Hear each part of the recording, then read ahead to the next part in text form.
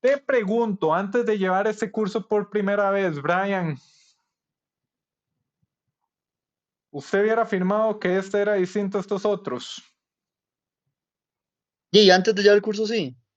Antes de Una llevar el... vez en Intel, una vez en Intel, yo dije que algo así era distinto y no salió muy bien. No, no, no, vacilón si te hubieran dado un aumento por esa conclusión, ¿verdad? Sí. Sí, sí. Eh, y yo hubiese dicho que sí, porque las cajitas estaban como muy separadas, ¿verdad? Las cajitas, las cajas. Es completamente plausible que nosotros, antes de llevar este curso, sin acordarnos ni que eran intervalos de confianza, vemos esto y decimos, ah, sí, el primero es distinto. Eso es algo completamente plausible. Esto es como uno los vemos, hay parecidillos, uno dice, ah, esos son iguales. Pero vean lo que vamos aprendiendo acá en el curso, es si los intervalos se traslapan, las respuestas no sabemos. Y realmente yo no sé si este primero es distinto o es estadísticamente significativo. La única manera es ejecutar el ANOVA y leyendo ese p-value, estimado marco, que concluimos.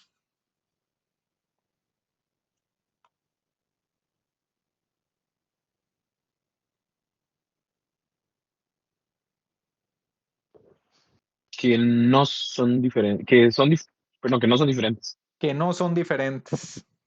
Tengo que volver el Nobel, Marco, el premio Nobel a la educación. Sería lo correcto. Sería lo correcto. Entonces, vean qué bonito lo que acabamos de ver. Un caso de datos reales que presenté de manera que era convincente que había una mejora, lo analizamos a profundidad. Tenemos intuiciones que nos pueden llevar a conclusiones incorrectas, como que al menos uno es distinto. Al fin y al cabo, ese resultado que se obtuvo era completamente esperable de la variabilidad. No tenemos nada estadísticamente significativo. Evaluamos supuestos, porque ejecuté la NOA y no evaluamos supuestos. Entonces, ¿tenemos una normalidad con sesgo a la derecha? Sí, sí tenemos una normalidad al sesgo a la derecha. ¿Esto lo tolera NOA? Sí, la verdad es que sí. La NOA es bastante tolerante a desviaciones de la normalidad. Homogeneidad de la varianza. Evaluemos eso. Víctor, ¿qué decimos? Para mí, ya, todos son iguales, ¿verdad? Están dentro de los mismos valores, Está en el mismo, parecido. prácticamente los mismos rangos. Exacto, está parecido. Entonces no hay mucho que perderse ahí. Pero ya vemos los gráficos QQ y vemos que esta normalidad, ¿verdad? Está jaladilla el pelo. Sí, ahí es donde tenemos el sesgo. Entonces llega un estudiante y bueno, yo recuerdo que no es tolerante a las desviaciones de la normalidad, pero un estudiante me dice, profesor, no estoy contento con la valoración del supuesto de normalidad, quiero hacer transformación de datos para solventar esa situación. Y yo le digo, espérese, ya veremos cómo se hace. Sin embargo, importantísimo, que el resultado no va a cambiar porque transformar datos hace la prueba más estricta. ¿Qué quiere decir eso? Que si no había diferencia, transformar datos nunca nos va a hacer que ahora sí haya. Más bien, si no había diferencia, transformar los datos hace que esa diferencia se minimice, hace la prueba más estricta. Es uno de los conceptos que tenemos que tener por ahí, pero vamos a ver con mayor detalle más adelante. Entonces, deme una conclusión, Eric Muñoz. ¿Qué pensás del caso que acabo de mostrar? Sí, profe, yo creo que esos datillos no estaban muy allá. No está muy allá, pero vos viste que uno les puede dar forma para engañar, básicamente. Sí, definitivamente. Perfecto. ¿Cómo lo ves, José Ignacio? Sí, claro. Están manipulados. Genial. Entonces, bueno, veo a Isaac. Isaac. Profe, yo ahí lo que cuestiono es a la gente que le dio el Nobel.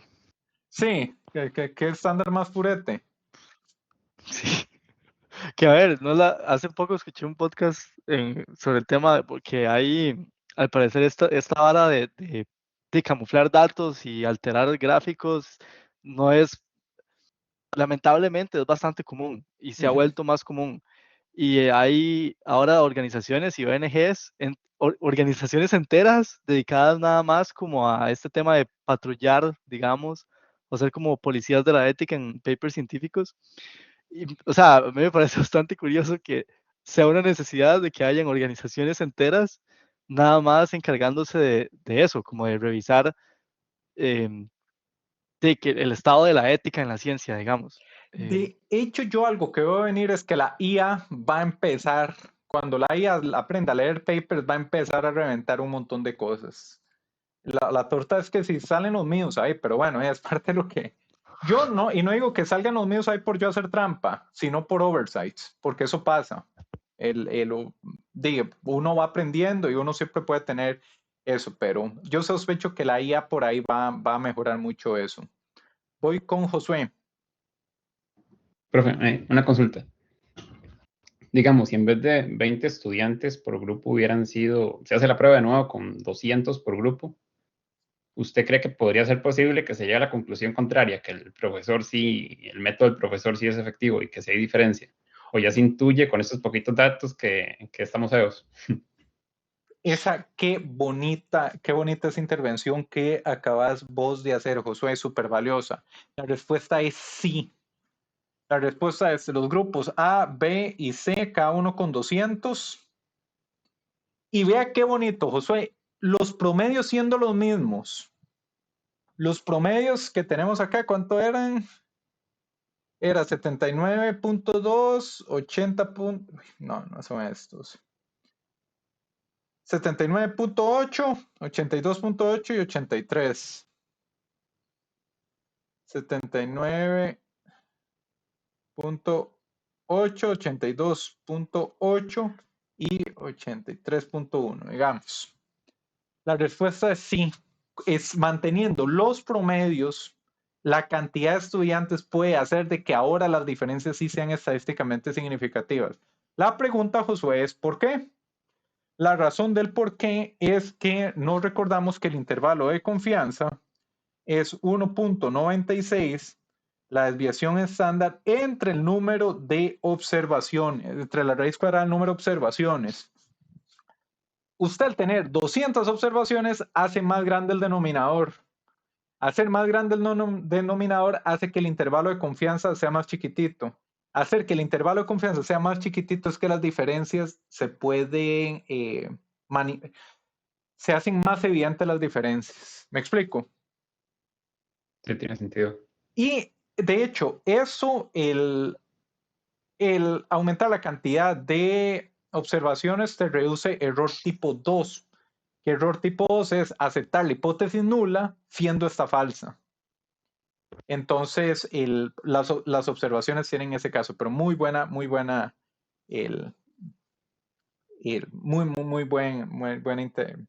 tu comentario. Y por último, Diego.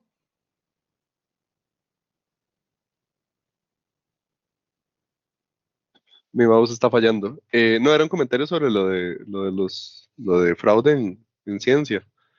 De que no sé si se dio cuenta, pero uno de los mejores, de los científicos mejor pagados de Harvard, Sí. Francesca Gino, la acaban de echar y tiene una bronca enorme porque había falsificado un montón de papers y las falsificaciones eran todas obvias, digamos, era como, tenía así sample data y se notaba que a 4 o 5 les había cambiado el número, así como que están ordenados de mayor a menor el Excel que ella ponía para hacer transparente y de repente a medio camino había así como 1, 2, 3, 45, 6, 7, 8 y así, digamos. Y se encontraron como 4 papers, creo que fue, de ella que estaban mal y un montón de investigación en Behavioral Economics tuvo que ser retracted. En Stanford, hace poco también echaron al decano porque le encontraron papers viejos que estaban también con data falsa y cherry picking y cosas así. Uh-huh. Y en física, que física siempre presume como de ser muy estricta para cuestiones científicas, no recuerdo ahora el nombre, se me olvidó, pero podría buscarlo, es una cosa súper interesantísima. Hay un físico alemán que el MAE ha hecho avances en diodos y en física de materiales muy, muy grandes, supuestamente. había estado trabajando en Bell Labs, que Bell Labs tiene toda una historia en física de ser excelente. Y luego incluso llegó a proclamar de que había logrado hacer un superconductor. Y Ujú. hasta ese momento fue que a él lo agarraron, porque ya lo del superconductor ya era como muy extremo, digamos, de Dios a superconductor y de óptica a superconductor. Pero después se liquearon unos documentos de que los comités de Nobel lo habían considerado a él. Él estaba como candidato para Nobel en los siguientes años a que salió el escándalo de que toda la investigación científica de él, absolutamente toda, era falsa. En realidad había sido un físico bastante mediocre, nunca había hecho ningún paper moderadamente interesante. Era un Y eso pasó en charlatán. física, digamos. Y Ajá. sí, era un charlatán, ¿no? De hecho, él en Alemania lo inhabilitaron, perdió el doctorado. Digamos, eso casi nunca pasa, como que sea tan grave que usted le quitan el Ajá. PhD y él ya no puede legalmente poner doctor Rare Nat, que es lo que ponen los alemanes. No puede porque le quitaron el PhD y lo demandaron por estafa y por falsedad ideológica, o sea, como los delitos así de Jam. Ser Sí, falso al sí, sí. respecto por sus papers, así de grave llegó a ser el caso. Y ese me había estado en un Max Planck Institute en el Bell Lab y todo era trama y era física experimental, ni siquiera teórica, como que a mí me parece como que fakear cosas en física teórica va a ser más fácil que en experimental. Pero sí, un caso increíble y casi llega a comité de Nobel y es como en física, que digamos, supuestamente es más rigurosa que behavioral economics o psicología, que uno espera, no sé, es más pasable ver que ahí falle.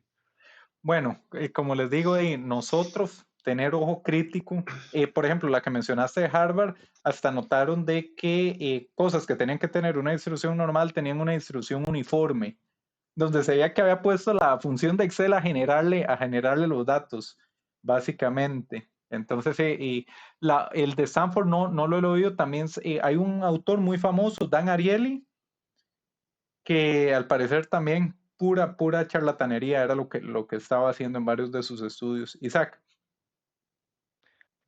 Profe, que le tengo una pregunta con ese tema. Ajá. Una de las cosas de los análisis que se hacen por esta situación de escándalos en ciencia y tal, es que, bueno, muchas de estas universidades exigen a los profesores y a los decanos y a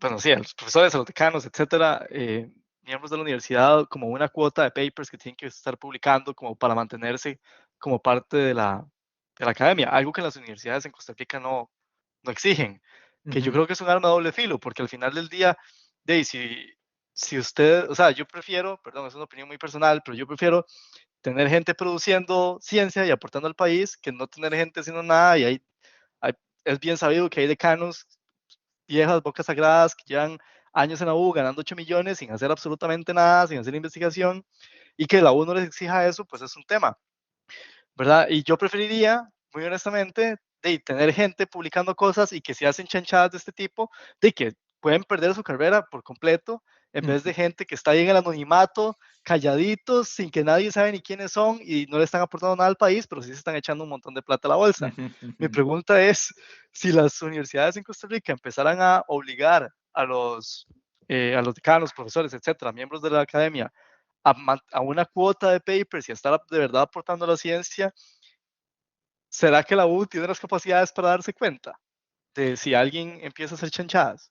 El, Mira, si hasta pasó en Harvard, en Stanford, ya eso nos lleva mucho de que probablemente esas cosas van a pasar. Sin embargo, te digo, por ejemplo, el TEC genera bastante publicación científica, no es un incentivo perverso como en el caso, o sea, no necesariamente en las otras es un incentivo perverso, pero el hecho de que para mantenerse en la facultad tengan que generar investigación científica hace que empiecen a hacer trampa. Eso es parte de la naturaleza humana. En el caso de nosotros es opcional, sin embargo, para usted avanzar en carrera profesional, sí usted necesita empezar a investigar, digamos, es para básicamente ganar más.